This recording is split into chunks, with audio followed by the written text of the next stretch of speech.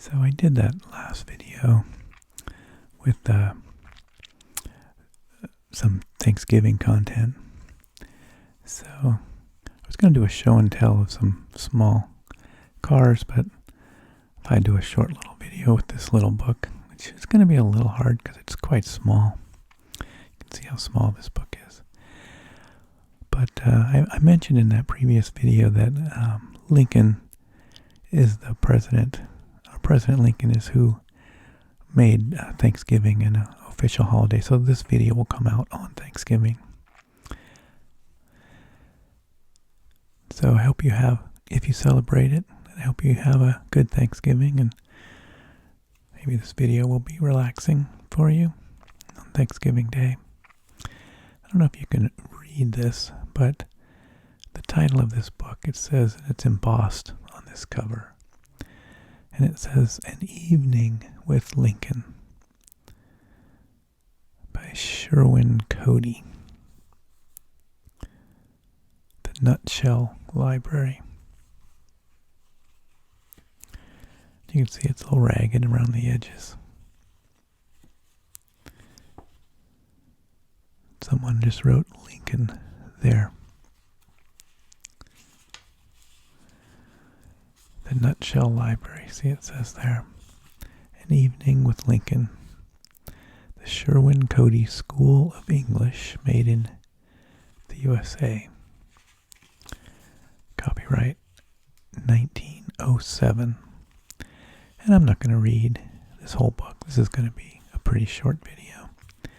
Just going to talk about it a little and maybe read little bits here and there. I guess An Evening with Lincoln means you could read this book in an evening, probably. It's a little over 100 pages. I suppose that wouldn't be out of the question. It's got a section on Lincoln's life, letters and recollections, speeches, and anecdotes. I think I'll just read this first little paragraph. Every man should have a hero. If there is anyone who confesses he has none, do not trust him. He has no high ideals. He does not wish to be greater or better than he is, and it is certain that he is in a fair way to become one of Earth's degenerates.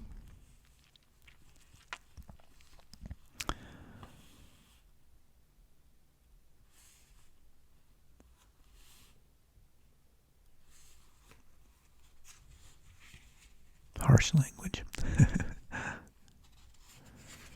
I think I'll jump through some parts here. Let's see. I'm interested in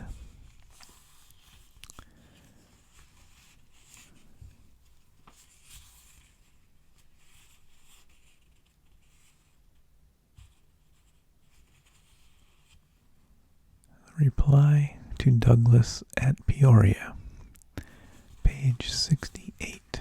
Let's see what that says.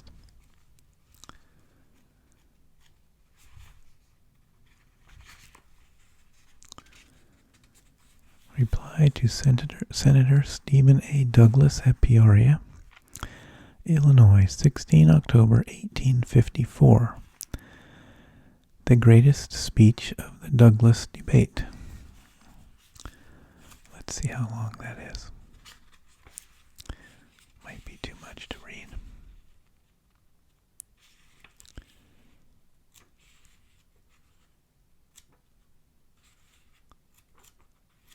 Looks pretty long. Here's a section on anecdotes.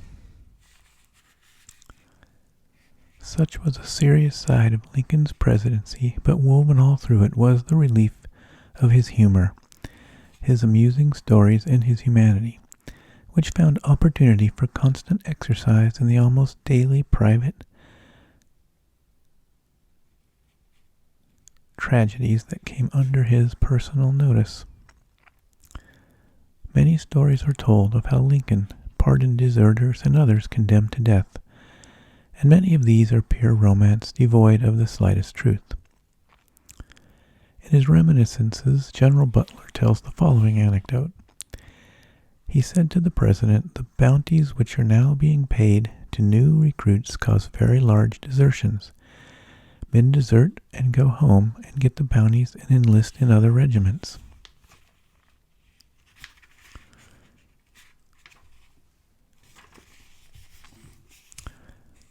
"That is too true," he replied, "but how can we prevent it?" "By vigorously shooting every man who is caught as a deserter until it is found to be a dangerous business." A sad and weary look came over his face, which I had never seen before, and he slowly replied, "You may be right. Probably you are so. But God help me, how can I have a butcher's day every Friday in the Army of the Potomac?" Perhaps the best known story of Lincoln's pardons, and the one most truly characteristic of the man, is the Scot, the Vermonter, who slept at his post when on sentry duty. He had taken the place of a sick comrade one night, and the very next night was drafted himself. He said frankly he was afraid he couldn't keep awake 2 nights in succession, but if it was his duty, he would do his best. The hostile armies lay close together, and the pickets of the 2 armies had been almost on friendly terms. To correct this demoralization, General Smith had issued a stringent order, and when Scott was found fast asleep at his post, he was singled out as the first victim and was ordered to be shot. Scott's comrades knew there was no braver man in the regiment than the Vermont farmer, and the captain of his company with a few others started out at once to Washington to see Mr. L.E. Chittenden, who tells the story most authentically in his reminiscences.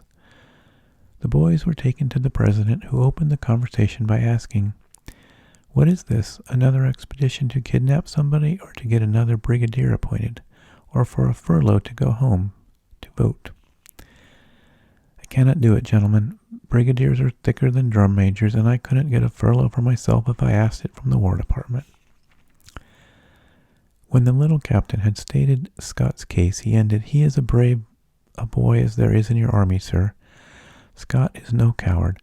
Our mountains breed no cowards. They are the homes of 30,000 men who voted for Abraham Lincoln.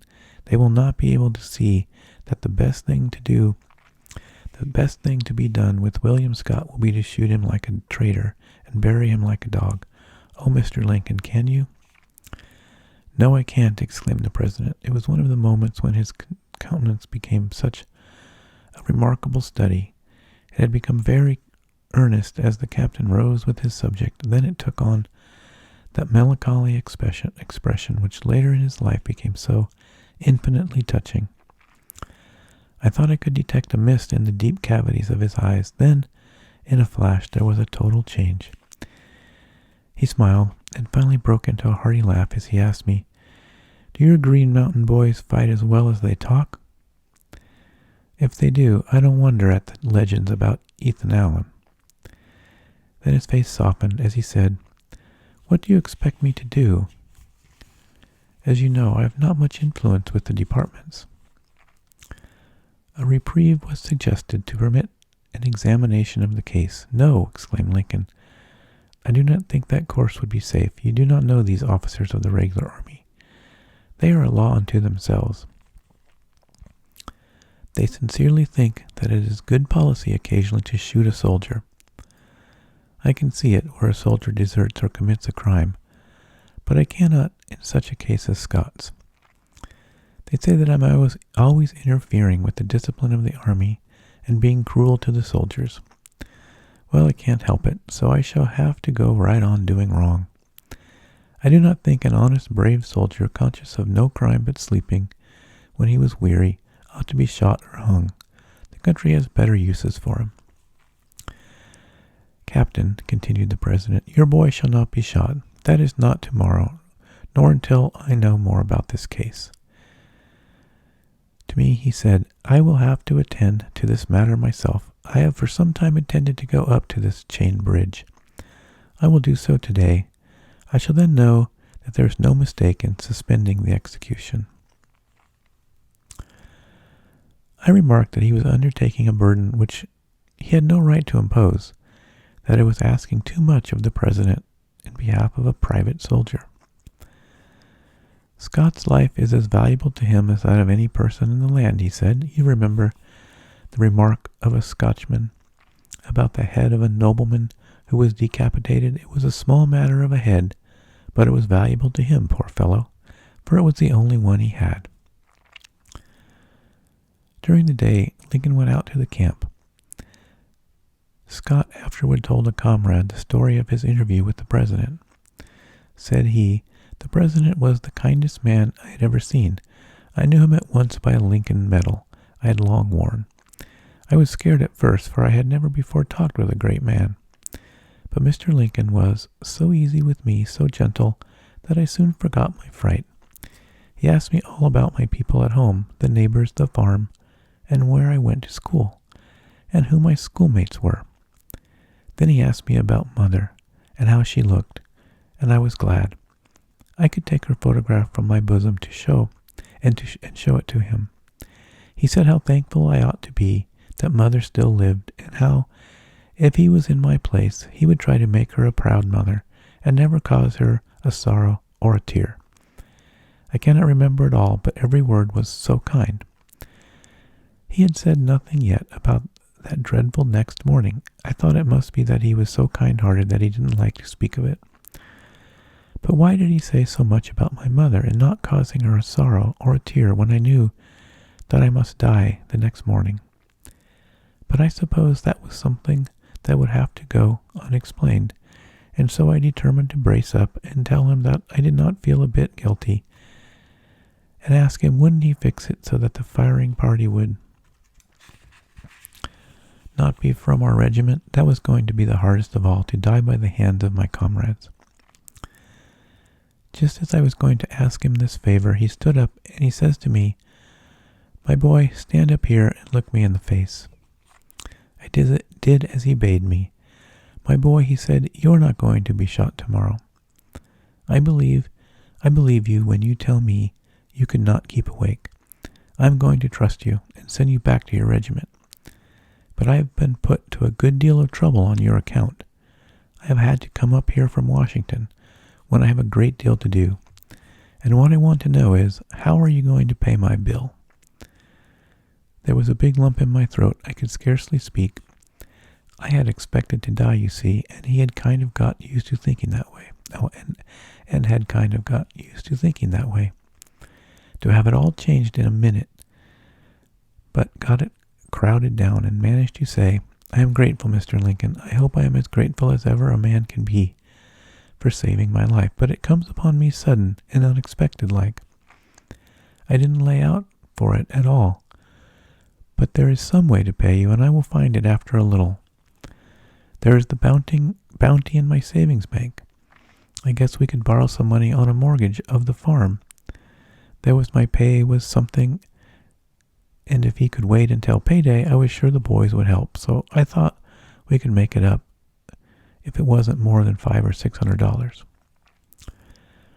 But it was a great deal more than that," he said.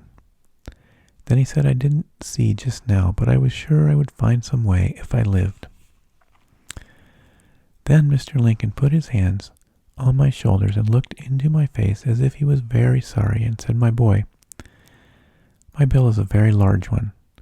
Your friends cannot pay it, nor your bounty, nor the farm, nor all your comrades. There is only one man in the world who can pay it, and his name is William Scott. If from this day William Scott does his duty so that if I was there when he comes to die, he can look me in the face as he does now and say, 'I have kept my promise, and I have done my duty as a soldier,' then my debt will be paid. Will you make me that promise and try to keep it?" William Scott kept his promise. He had this interview with Lincoln in September 1861. The following spring, in March 1862, Scott was shot in battle before the entrenchments at Lee's Mills in the vicinity of Yorktown.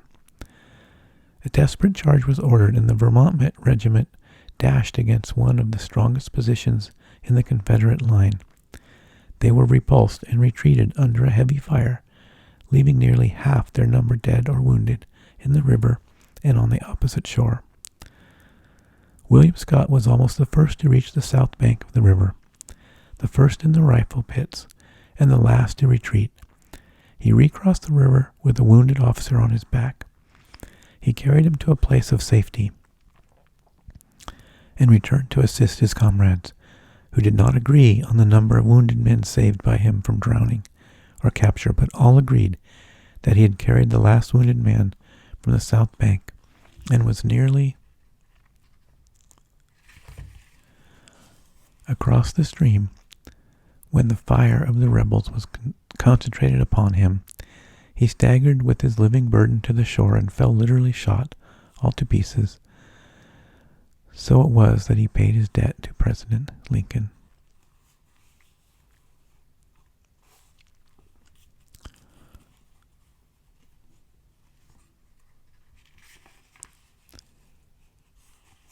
Let's see if we can find a less tragic story.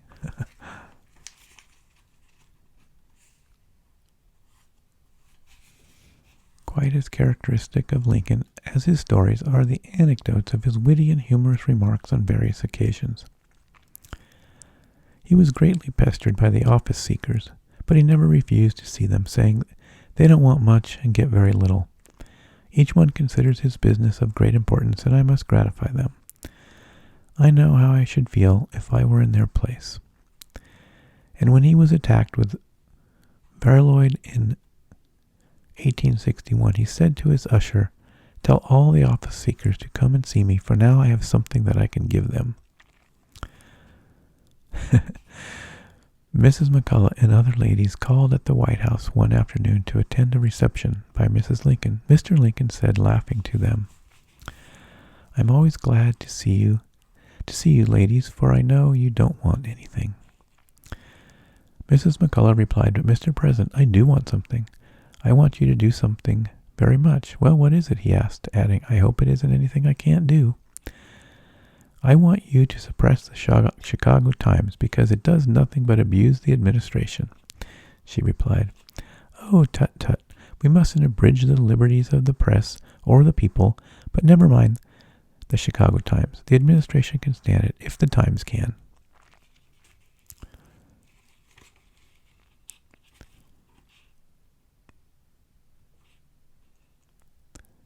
One day he was complaining of the injustice of Mr. Greeley's criticisms when a friend suggested, "Why don't you publish the facts in every newspaper in the United States? The people will then understand your position and your vindication will be complete." "Yes," said Lincoln, "all the newspapers will publish my letter and so will Greeley. The next day he will comment upon it and keep it up in that way until the end of 3 weeks. I will be convicted out of my own mouth of all the things he charges against me. No man, whether he be a private citizen or president of the United States, can successfully carry a controversy with a great newspaper and escape destruction, unless he owns a newspaper equally great with a circulation in the same neighborhood."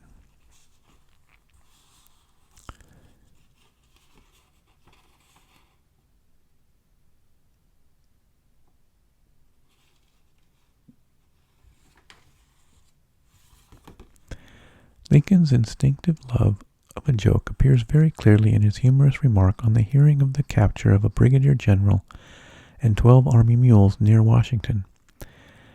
"How unfortunate. I can fill that general's place in 5 minutes, but those mules cost us $200 apiece."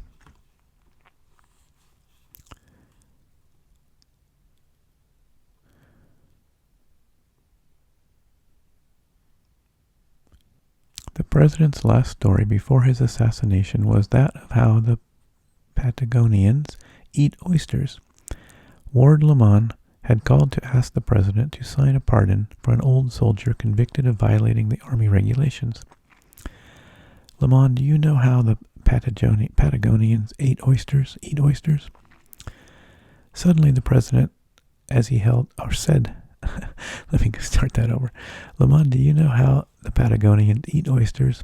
suddenly asked the president as he held the pen in his hand to write the pardon. I do not, Mr. Lincoln, responded Lamont. It is their habit to open them as fast as they can and throw the shells out of the window. And when the pile of shells grow to be bigger than the house, why, they pick up stakes and move. Now, Lamont, I have felt like beginning a new pile of pardons, and I guess this is a good one to begin on.